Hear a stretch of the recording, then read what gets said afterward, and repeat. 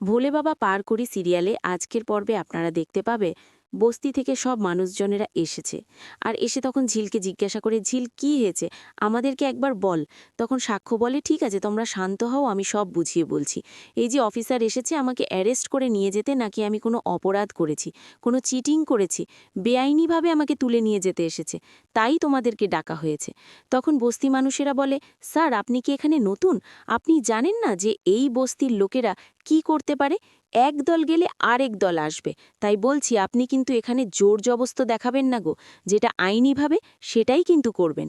বেশি বাড়াবাড়ি করলে কিন্তু আমরা ঘেরাও করব আপনাদের থানা। আর আপনাদের ফোর্স লাগিয়ে না কিচ্ছু করতে পারবেন না, এটা ভালোভাবে আপনারা কিন্তু মাথায় ঢুকিয়ে নেন। তখন ঝিল বলে যে হ্যাঁ, হয়তো অফিসার নতুন অফিসার, বোঝে না, তাই হয়তো এসব বাড়াবাড়ি করছে। দেখছেন তো অফিসার, একটা যদি হুমকি দেয় বস্তির সমস্ত লোকেরা কিন্তু ওখানে ছুটে চলে যাবে, আর আপনি ওখান থেকে কিচ্ছু করতে পারবেন না গো। তখন সাক্ষ্য ছোটকু বলে, আচ্ছা একটা কথা বলো অফিসার, ওরা তো স্বামী স্ত্রী, ওরা তো দুজন দুজনকে বিয়ে করে ফেলেছে, এখানে কি এটা মীমাংসা করে নিলেই না? তখন অফিসার বলে যে না, ওকে একবার যেতেই হবে আমাদের কাছে, আমাদের থানাতে গিয়ে ওকে জিজ্ঞাসাবাদ করার আছে। তখন ঝিল বলে, ও একা যাবে না, আমিও ওর সঙ্গেই যাব। তখন চৌতি বলে, সে অফিসার আমিও কিন্তু যাব। তখন অফিসার বলে, আপনার ওখানে যাওয়ার দরকার নেই, আপনি তো যা বলার তা তো ওখানে বলেই দিয়েছেন, তাই আপনার যাওয়ার দরকার নেই। ওনাদেরকে নিয়ে গিয়ে আমি ওনাদেরকে জিজ্ঞাসাবাদ করব। তখন ঝিল বলছে, শুনুন, ও যেতে চেয়েছে বলেই কিন্তু আমি শুধুমাত্র ওকে যেতে দিচ্ছি, আর না হলে ওকে নিয়ে যাওয়ার ক্ষমতা আপনাদের কারও ছিল না, আমার লাশের ওপর দিয়ে কিন্তু আপনাদেরকে নিয়ে যেতে হতো। তখন ঝিল বলে, স্বাক্ষর বাবা, আমাকে, তোমাদের ছেলেকে আমি নিয়ে যাচ্ছি, একটু নিয়ে যাচ্ছি, আমি কথা দিচ্ছি তোমাদেরকে যে আমি ওকে নিয়ে ফিরে আসব। তখন স্বাক্ষর বাবা বলে, ঠিক আছে তোরা যা, আমরা আসছি। তখন অফিসার বলেন, চলো। তখন ঝিল বলে, আমরা আমাদের নিজের গাড়িতে যাব, আপনাদের গাড়িতে যাব না। আপনাদের কাছে কি এরকম কোনো ওয়ারেন্ট আছে যে আপনাদের গাড়ি দিয়ে নিয়ে যেতে হবে? তা আমাদের নিজের গাড়ি আছে। তখন সাক্ষ্যর মা সাক্ষ্যকে বলে, দেখছো ওই মেয়েটাই জীবনে আসতে না আসতে কত ঝামেলা। কখনো আমাদের বাড়িতে কোনো অনুষ্ঠানে এরকম ঝামেলা হয়েছে? তখন সাক্ষ্য বলে, সেই জন্যই তো বলছি মা, তুমি চৌতিকে ডিপেন্ডেন্স করা না বন্ধ করো। চৌতি আমার জীবনে আসছিল বলেই কিন্তু এটা হয়েছে। ভাগ্যিস ওকে আমি বিয়ে না করার আগে আমি ওর স্বরূপটা বুঝে গেছি। তাই বলছি তুমি চৌতিকে বাদ দাও। কিছুক্ষণ পরে দেখা যায় যে সাক্ষ্য, ঝিল, চৌতি সবাই থানাতে পৌঁছে যায়। আর তখন সাক্ষ্যকে জিজ্ঞাসা করলে সাক্ষ্য বলে, শোনেন একটা কথা বলি, আমার যদি কোনো অপরাধ থাকে তাহলে আপনি আমাকে শাস্তি দিন, আমি মাথা পেতে নেব, আমি একবারও বলছি না নিব না। কিন্তু হ্যাঁ, আমার স্ত্রীকে যেভাবে কুকথা বলা হয়েছে, যেভাবে নোংরা নোংরা ভাষায় কথা বলেছে, তার জন্য কিন্তু ঝিল আদালতে গিয়ে কিন্তু ওর নামে মামলা করবে, ওর নামে কিন্তু ডায়েরি করবে। তখন যৌতি বলে যে দেখছেন, তবুও ওরা নিজের দোষটা স্বীকার করছে না। তখন অফিসার বলে, আপনি একটু চুপ হন, ওনাকে কথাটা বলতে দেন, আমি ওনার মুখ থেকে সমস্ত কথা ঠিকঠাক শুনতে চাই। তখন সাক্ষ্য আবারও বলে, আমার কিন্তু এখানে কোনো অপরাধ ছিল না। তখন চৌতির বাবা বলে, আচ্ছা তুমি যদি বিয়ে না করবে তাহলে তুমি ওকে আগে তো বলে দিতে পারতে নাকি? তখন চৌতি বলে, শোন সাক্ষ্য একটা কথা বলি, হ্যাঁ, আমি কিন্তু কোনো কিছু করিনি, সব কিছু মিথ্যে কথা।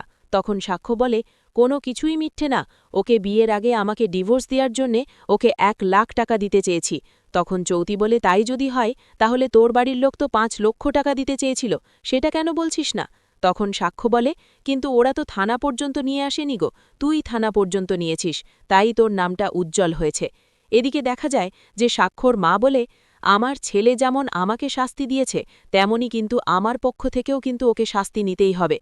তখন শতর্পা বলে যে ভাই তুমি কি করবে, তুমি শান্ত হও, যেটা হবার সেটা তো হয়ে গেছে, সেটা নিয়ে কি আর মাথা দোখালে হবে? তখন সাক্ষ্যর মা বলে যে না, আমাকে যাহা করতে হবে আমি কিছুতেই এটা আমি করব না। ও চলে গেলে তো বাইরে চলে যায় বিদেশে ওর বউকে নিয়ে, ওখানে গিয়ে ও যা খুশি তাই করুক, তা আমার একটুও দুঃখ নাই, মাথা ব্যথাও নাই। এসব বলে তখন সেখানে চুপচাপ করে বসে থাকে চৌতি, আর কোনো কথাই বলে না গো।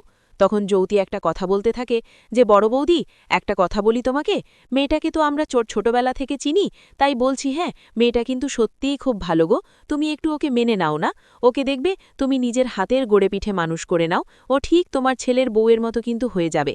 তখন সাক্ষ্যর মা বলে, এটা কি নার্সারি যে এখানকার কিছু শিখাবো? আর তখন শতর্পা বলে, তুমি আবার কি বলতে চাইছো? মেয়েটা কি আমাদের বাড়ির যোগ্য হওয়ার ওর আছে? এ বাড়ির বউ হওয়ার অধিকার আছে? তুমি বলো। হ্যাঁ, এটা ঠিক গরিব বলে না। তখন ওখানে সুদর্শনা বলে, তাই যদি হয় গরিব না হয় তাহলে কিসের জন্য ওকে মেনে নিচ্ছ না? দেখতে সুন্দর সুন্দর, হ্যাঁ পড়াশোনা মোটামুটি জানে, হয়তো গ্র্যাজুয়েশন কমপ্লিট করেনি কিন্তু করে নিবে, তাহলে কিসের জন্য মেনে নিচ্ছ না বড় বৌদি, বলতে পারো? তখন স্বাক্ষর মা বলে যে তখন স্বাক্ষর মা সুদর্শনাকে বলে, শোন সুদর্শনা, একটা কথা বলি, হ্যাঁ, যদি তোমার নিজের ছেলে হতো না তাহলে কিন্তু। তখন সুদর্শনা বলে যে না, আমার নিজের ছেলে হলেও কিন্তু আমি একই রকমভাবেই বলতাম। কি বলো তো, এই পৃথিবীতে যে যার মতো একাই আছে, একাই যেতে হয়। তাই আমি ভাবি যে কেউ কারোর প্রপার্টি না, নিজের একটা সিদ্ধান্ত নেওয়ার কথা থাকতেই পারে। তখন সাক্ষয়মা বলে, শোনো, তুমি তোমার মতো করে ভাবতে পারো, তুমি যেটা করতে পারো সেটা কিন্তু অন্যরা আমরা কেউ করতে পারি না। তখন সুদর্শনা বলে, আমি কি অন্যায় করেছি আর কি অপরাধী বা করেছি এসব বলে। অন্যদিকে দেখা যায় যে বস্তির লোকেরা থানা ঘেরাও করেছে আর স্লোগান দিচ্ছে যে ঝিল আর স্বাক্ষরে যদি কোনো ক্ষতি করে তাহলে কিন্তু আমরা ছাড়ব না গো, আমরা কিন্তু এখান থেকে একবার নড়ব না, এসব বলেন, ওখানে চিৎকার করছে।